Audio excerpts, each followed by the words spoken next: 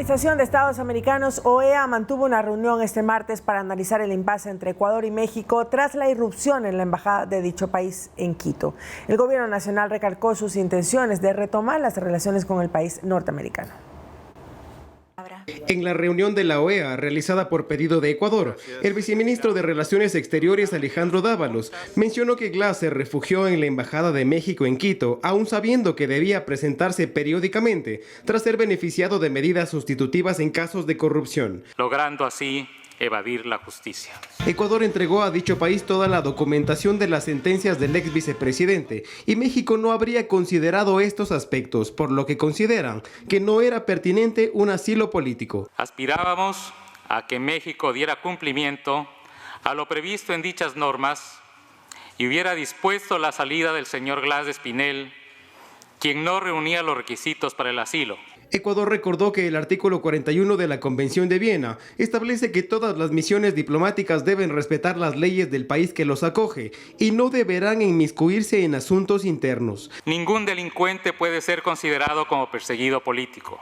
Es evidente que el asilo concedido al señor Glass por parte del gobierno mexicano puede responder a valoraciones de afinidad política, mas no de naturaleza jurídica y diplomática. De su parte, Bolivia, Brasil, Argentina, Perú, España, entre otros, consideran que se transgredió el artículo 22 de Viena, que establece que las sedes diplomáticas de cualquier país son inviolables. Argentina entiende que ninguna diferencia puede justificar la violación de un principio fundamental de las relaciones pacíficas entre Estados, como es la protección de la misión diplomática por parte del Estado receptor. Lo mismo señaló Luis Almagro, secretario general de la OEA, quien no se refirió a la situación de Jorge Glass, pero sí al convenio de Viena. La norma sobre la inviolabilidad de los locales diplomáticos no admite ningún tipo de excepción. Debemos exigir que se retome la senda de la legalidad internacional, en el pleno respeto a las normas que le son fundamentales, y se restituya la situación a su estado anterior. Finalmente, Dávalos recalcó las intenciones que tiene Ecuador para retomar las relaciones con México y superar este impasse. Además, instó a los Estados miembros para actualizar las normas sobre asilo diplomático, con el fin de enfrentar posibles abusos del crimen organizado transnacional. Edison Saavedra, Noticias 7. En la mañana del día de ayer, del martes 9 de abril, el presidente de México, Andrés Manuel López Obrador, presentó en su rueda de prensa diaria imágenes de video inéditas que registró el circuito cerrado de su embajada de los hechos del pasado viernes 5 de abril, cuando policías y militares irrumpieron en la Embajada de México en Ecuador con el fin de capturar al ex vicepresidente Jorge Glass, que tenía una orden de detención vigente. Tras la presentación, donde se puede observar lo que ocurrió dentro de la sede diplomática, López Obrador remarcó que acudirá ante la Corte Internacional para presentar este caso.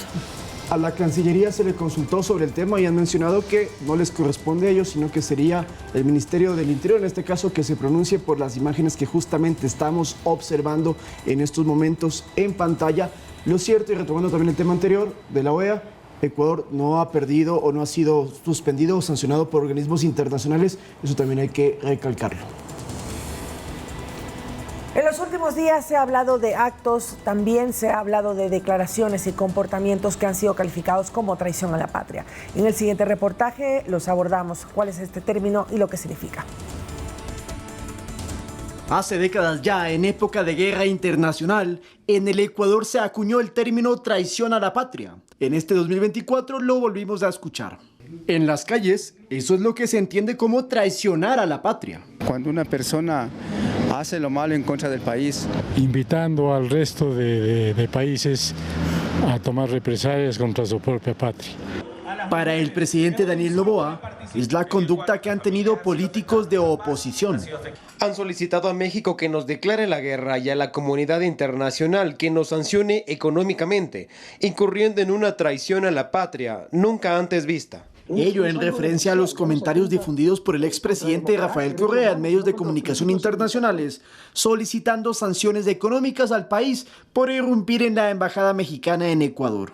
Correa dijo que le cobren cosas exorbitantes. Él no tenía por qué decir eso porque es un ecuatoriano. Muy penoso que haya incluso un expresidente que en el afán de su intento de volver al Ecuador y de desprestigiar a cualquiera que no sea él, pues pida las sanciones más drásticas para su propio país, ¿no? El abogado Andrés Castillo, en cambio, sí considera que debería sancionarse al exmandatario. Eso podría ser identificado o podría ser reputado como una aproximación al enemigo, facilitación al enemigo. Si bien es cierto, no estamos en guerra, pero estamos con las relaciones internacionales y las relaciones diplomáticas suspendidas con México. Y el señor Correa abona para que la comunidad internacional sancione al Ecuador en beneficio del Estado mexicano y de su presidente López Obrador.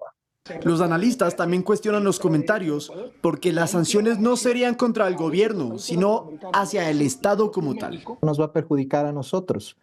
Un país que ya viene alicaído por la crisis económica, por la crisis de empleo. Lo que quieren es que esa situación se agrave, ¿no? Traición a la patria. Una figura en tiempos bélicos, pero vigente todavía en estos momentos de relativa paz. Lautaro Andrade Castro, Noticias 7. Pero les contamos que el ex vicepresidente Jorge Glass ya fue dado de alta del Hospital Naval donde se encontraba y fue trasladado de regreso a la cárcel de La Roca en Guayaquil. Esto sucedió ayer en horas de la tarde, donde por cierto permanece recluido en la cárcel de La Roca desde el pasado sábado. Y vemos imágenes entonces del ex vicepresidente. Según ha informado el SNAI, que antes de su salida del hospital, Glass permaneció bajo observación médica permanente y al determinar en el Hospital Naval que su estado de salud se encontraba ya normalizado y estable, se autorizó su salida para reingresar al Centro de Rehabilitación Social, el de máxima seguridad que tenemos en el país, esto sí, mediante un fuerte operativo de seguridad. Una vez llegó a La Roca, le volvieron a hacer exámenes tanto psicológicos como médicos, y ahí estamos viendo las imágenes que así lo certifican. Glass entonces se encuentra de nuevo en la cárcel de La Roca.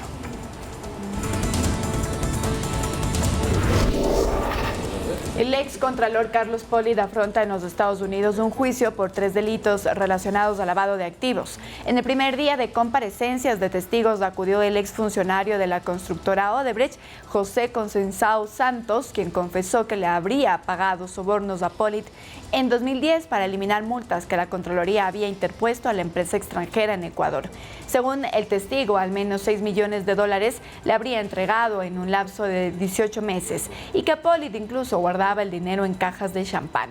El dinero lo habría blanqueado el excontralor con ayuda de su hijo, dijo el testimonio, y también esto es lo que agregó el delator de Odebrecht.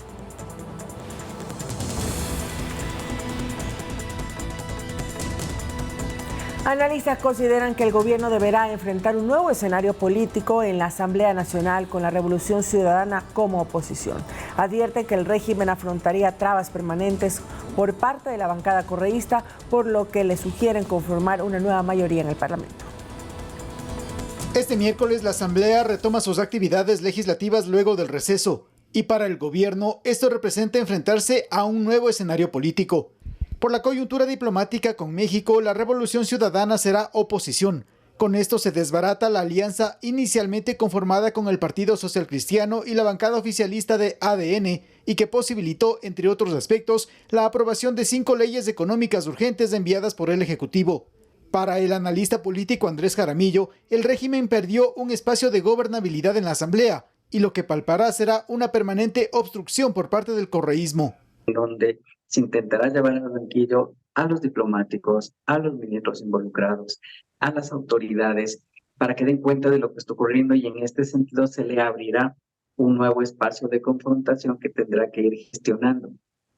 Ahora, es el momento adecuado para la conformación de una nueva mayoría entre la bancada oficialista con el PSC, Construye e Independientes. Jaramillo opina. Y más bien lo que se ve en el horizonte es que nuevamente exista esta lógica de mayorías móviles. Es decir, el Partido Social Cristiano y Construye se juntarán cuando vean conveniente impulsar una determinada agenda, y no lo harán cuando efectivamente no lo vean prudente. A criterio del politólogo Alejandro Zavala, que el correísmo le apueste a la oposición sería una estrategia arriesgada si quieren llegar con aceptación ciudadana para las próximas elecciones, más allá de sus fieles y recurrentes votantes. La gente se da cuenta que, por ejemplo, el líder de la Revolución Ciudadana está buscando sanciones contra su propio país, solo con el afán de hacer daño al gobierno, de tener la razón. Está buscando sanciones para los ecuatorianos. Yo creo que a la gran mayoría de ecuatorianos esto no les va a caer bien. Lo que viene ahora en adelante será que la Asamblea canalice lo que decida la población en la consulta popular, argumenta Zavala. Porque son preguntas que necesitan sí o sí pasar por leyes en la Asamblea. Desde este miércoles se verá qué papel adoptan las bancadas y movimientos en el legislativo y cómo su postura encamina o no la gestión de la política hacia el interés de todos los ecuatorianos. Javier Ceballos, Noticias 7.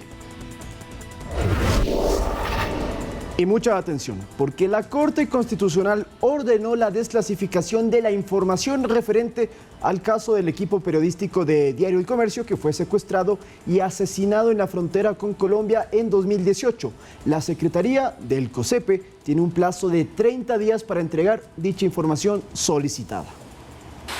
A pocos días de cumplirse 6 años de los hechos, la Corte Constitucional emitió una sentencia a favor de los familiares del equipo de Diario El Comercio, secuestrado y posteriormente asesinado en la frontera norte. Los altos magistrados aprobaron la desclasificación de 3 actas del Consejo de Seguridad Pública del Estado COSEPE de marzo y abril del 2018, donde constan audios, transcripciones y la lista de asistentes del COSEPE que asistieron a las reuniones que investigaban el caso. Porque nos va a permitir conocer exactamente quiénes participaron de estas reuniones del COSEPE, qué es lo que se habló, qué es lo que se hizo y si en realidad se tomaron las decisiones adecuadas como para intentar precautelar la integridad y la vida de los 3.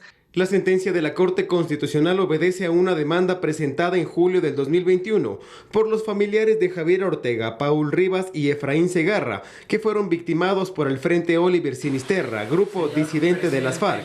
Con esto, los familiares podrán esclarecer datos que aún son inciertos. Por ejemplo, conocer si el negociador que había sido designado en esa época tenía las credenciales necesarias para llevar a cabo estas negociaciones, valga la redundancia, respecto de la posible liberación en su momento.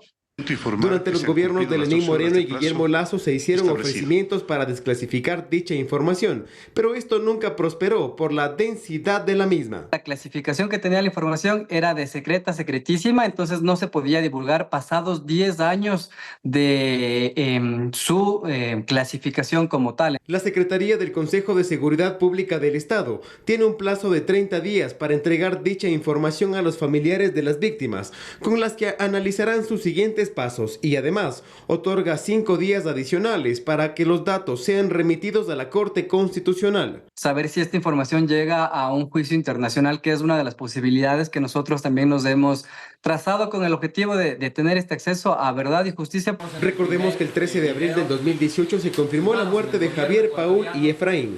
La última vez que el equipo periodístico fue visto con vida fue el 26 de marzo de ese mismo año. Ellos viajaron hasta Esmeraldas para investigar hechos violentos en dicha provincia, cuando fueron interceptados por alias Guacho y su grupo armado. Edison Saavedra, Noticias 7. La policía presentó detalles de la captura en México y posterior deportación de Félix F., un sospechoso de la desaparición y muerte del joven ingeniero Hernán Mendoza, quien fue reportado como desaparecido en la zona rosa de la capital y fue hallado muerto después de un mes a orillas del río Guayabamba, al norte de Quito. Las autoridades van armando de a poco el rompecabezas para que no quede impune la desaparición y muerte del joven ingeniero Hernán Mendoza, cuyo cuerpo fue encontrado el 27 de febrero pasado a orillas del río Guayabamba, en el norte de Quito. La policía dio detalles la mañana de este martes sobre la situación de Félix F., quien fue ubicado por la Interpol en México y deportado a Ecuador, y quien es sospechoso del delito de desaparición con resultado de muerte de Hernán Mendoza, quien salió de un bar en el norte de Quito el pasado 26 de enero, permaneciendo por varias semanas como desaparecido. Él tenía una notificación roja activa, a través de ello, como repito, facilitó la ubicación de este ciudadano. Asimismo, al ser deportado y al llegar a Ecuador, él acá contaba con una orden de detención, la misma que sirvió para ser puesta a órdenes de la autoridad competente. La víctima fue embarcada en la avenida República y Pradera norte de la capital, y en el taxi le dieron de tomar un vaso de cerveza que le habría hecho perder el conocimiento. Por versión del taxista, el muchacho fue abandonado con un amigo en el sector del puente de Guápulo, oriente de Quito.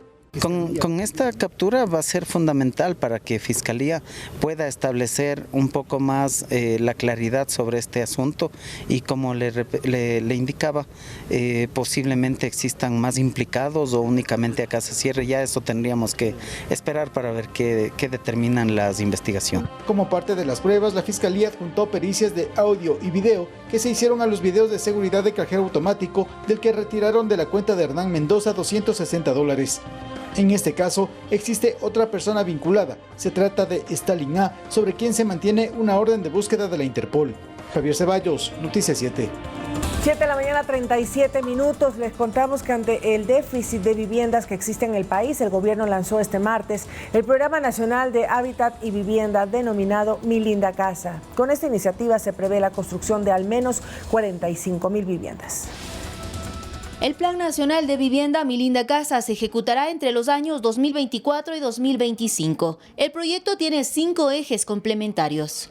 Que la gente pueda acceder a una vivienda de entre 60 a 90 mil dólares, que le da una tasa de aproximadamente de $250 a $320 para que deje de pagar arriendo y pueda tener su casa propia. Se logrará con el apoyo de multilaterales, gobiernos autónomos descentralizados y la empresa privada. Vamos a lanzar 7 proyectos a nivel nacional de urbanizaciones que suman alrededor de 780 viviendas en todo el Ecuador. Estamos en Sierra, Costa, Oriente. Para ello, la reducción del IVA al 5% en materiales de construcción es un impulso, detalla Henry Yandún de Constructores Positivos. Esto va a ayudar a que primero sean más competitivas las viviendas, más asequibles. Son un 5% de anticipo, 5% de tasa de interés a 25 años. En el país hay un déficit de 650,000 viviendas, indicó el presidente Daniel Noboa. Explicó que con esta iniciativa se espera subsanar la brecha. Brindaremos 6,000 créditos para vivienda. Además, beneficiaremos a 45,000 personas con viviendas 100% subvencionadas y con arrendamiento social para emergencias. También entregaremos 12,000 títulos de propiedad para regularizar el uso de suelo. Además, se prevé reformar la ley para que hijos e hijas de las víctimas de femicidios y las personas que los cuidan puedan contar con una vivienda digna. Por ejemplo, trabajamos con el Ministerio de la Mujer precisamente para poder asignar que por lo menos entre el 3 y el 5% de los proyectos habitacionales nuestros estén destinados para mujeres, cabezas de hogares y personas vulnerables por feminicidios o procesos de violencia intrafamiliar. Con este programa se espera impulsar más de 500,000 fuentes de trabajo vinculadas al sector de la construcción. Olga Velasco, Noticias 7. Damos por concluido el evento. La primera dama del Ecuador, Lavinia Balbonesi, impulsa el proyecto de rescate a mujeres y niños en situación de violencia, el cual, se ha dicho, está sumando esfuerzos por parte del sector privado. La mañana de este 9 de abril, el primer colaborador del programa de rescate a mujeres y niños en situación de violencia firmó un acuerdo de compromiso para contribuir con la reinserción productiva de este grupo en riesgo. Entre las cifras de violencia de género, se estima que 7 de cada 10 mujeres han sido víctimas de algún tipo de abuso. La primera dama del Ecuador, Lavinia Balbonesi, quien lidera esta iniciativa, espera poder impactar a las mujeres a través de becas y capacitaciones. No podemos permanecer indiferentes ante esta realidad que puede ser cambiada si todos juntos trabajamos en darles una oportunidad de desarrollo y empleabilidad. Y por eso nace este proyecto. La empresa de tecnología aportará con equipos como pizarras dinámicas y tablets. Aparte, se encargará de la formación académica enfocada en la tecnología, que se sumará a las capacitaciones ya programadas por la Universidad de Cotec. También nos están otorgando un taller adaptado a las necesidades de este segmento para aprender tecnología básica que le pueda servir en sus negocios. Y lo mismo vamos a aplicar para los jóvenes y los niños, porque este proyecto no solamente queda en las mujeres, va a los jóvenes y a los niños.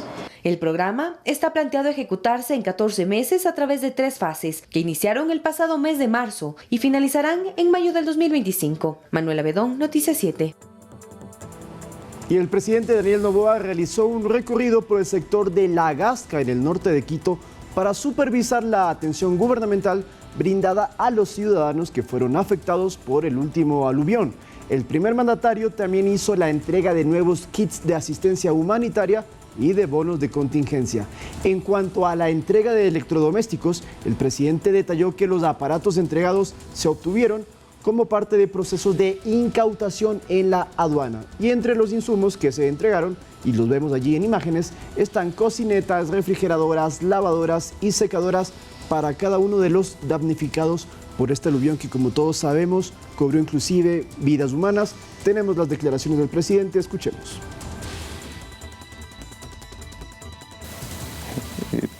Para mí, esto demuestra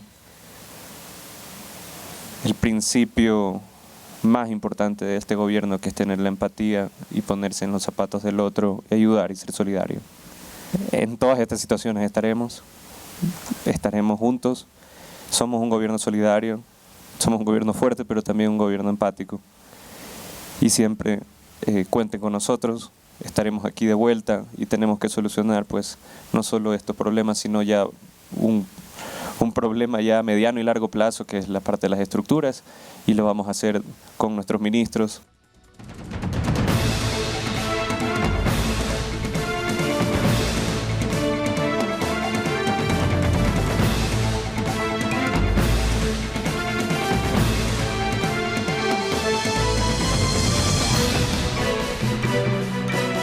De la mañana, 43 minutos, y el Instituto Nacional de Meteorología e Hidrología, conocido como INAMI, emitió una alerta meteorológica sobre el incremento de la temperatura diurna, es decir, hasta este viernes 12 de abril, que las provincias serán las más afectadas. Vamos a conocer más en la siguiente nota. Durante el fin de semana, el Instituto Nacional de Meteorología e Hidrología INAMI registró un cambio en la corriente de aire que circula en nuestro territorio. Javier Macas, analista de pronósticos de esta institución, explica que desde el Caribe proviene una corriente de aire seco.